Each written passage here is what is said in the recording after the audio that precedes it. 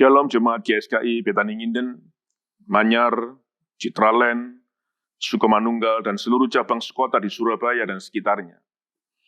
Kita bertemu lagi dalam program gereja Masih Ada Tuhan.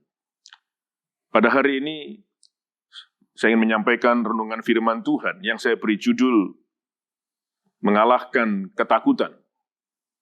Saya ulang, mengalahkan ketakutan. 2 Tawarikh pasal 20, ayat 1 sampai dengan ayat yang keempat, dikatakan demikian. Setelah itu Bani Moab dan Bani Amon datang berperang melawan Yosafat bersama-sama sepasukan orang Meunim.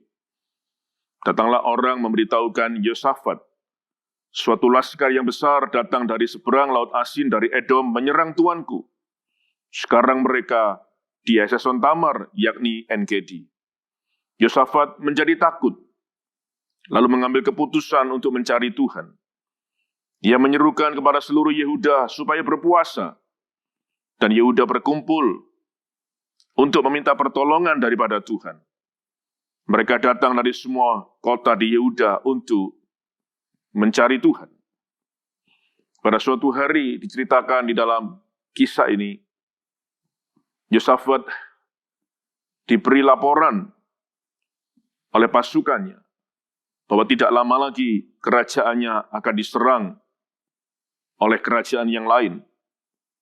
Ada 3 kerajaan akan menyerang bersama-sama.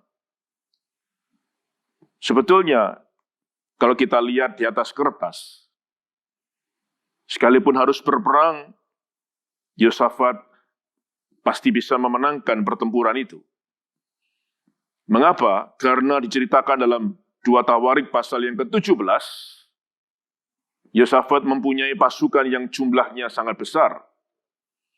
Kalau saya coba menghitungnya, ada 1.150.000 personil, ada 1.150.000 orang. Itulah jumlah pasukan yang dimiliki oleh Yosafat. Bahkan ditambah mereka semua memiliki keahlian dalam berperang. Mereka sudah berpengalaman. Karena berkali-kali mereka bertempur, kerajaan Yosafat mengalami kemenangan yang luar biasa. Bahkan dikatakan semakin hari kerajaannya semakin kuat. Jadi sebenarnya kalaupun harus berperang, di atas kertas harusnya Yosafat bisa mengalami kemenangan sekalipun harus diserang oleh 3 kerajaan sekaligus. Tapi pada saat Yosafat diberi laporan, di ayat yang ketiga dikatakan, Yosafat menjadi takut. Bapak, Ibu, Saudara, kalau kita perhatikan, ternyata rasa takut tidak hanya bagi orang-orang biasa, tidak hanya bagi orang yang sederhana, tetapi rasa takut juga bisa dialami oleh seorang raja besar, seorang raja yang hebat, yaitu Yosafat. Jadi kalau saya boleh katakan, ketakutan itu bisa melanda siapapun. Orang kaya, orang hebat, punya kedudukan, punya posisi, bahkan semua orang bisa mengalami apa yang disebut dengan rasa takut. Kalau berbicara tentang kekayaan, Yosafat juga memiliki kekayaan yang luar biasa. Tetapi buktinya Yosafat juga mengalami ketakutan. Jemaat GSKI, Jemaat Betani, Nginden, Manyar, Sukomanunggal, Citra, cabang-cabang seluruh kota Surabaya dan sekitarnya yang dikasihi Tuhan. Semua orang bisa mengalami rasa takut, termasuk kita pada hari-hari ini. Tetapi sekali lagi, jangan sampai ketakutan itu menguasai kita. Berkali-kali kita mendengar orang takut itu wajar dan normal. Tetapi kalau ketakutan menguasai kita, kita bisa dibuat tidak normal. Bahkan tidak hanya itu, kita akan menjadi orang yang paranoid misalnya. Kita menjadi orang yang terganggu kesehatannya mungkin. Dan banyak hal yang bisa mengganggu kehidupan kita ketika rasa takut menguasai kehidupan kita. Nah, hari ini kita akan bersama-sama melihat pada saat Raja Yosafat mengalami ketakutan, apa yang dia lakukan. Kita perlu contoh, kita perlu teladani ketika rasa takut ada dalam kehidupan Raja Yosafat. Dikatakan dengan jelas di dalam ayat yang ketiga, Yosafat mengambil keputusan untuk mencari Tuhan. Inilah langkah pertama yang dilakukan oleh Yosafat. Dia mengambil keputusan yang tepat, yaitu mencari Tuhan.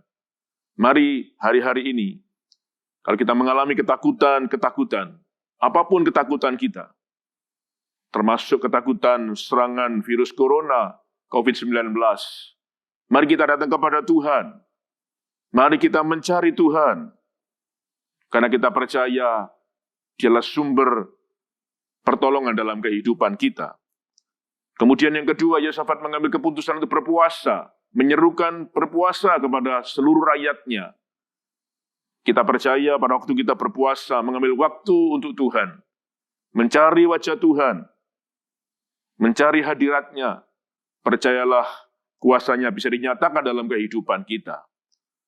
Puasa yang baik adalah ketika kita tidak banyak melakukan aktivitas, supaya kita punya waktu sungguh-sungguh untuk mencari hadirat Tuhan dan mencari wajah Tuhan.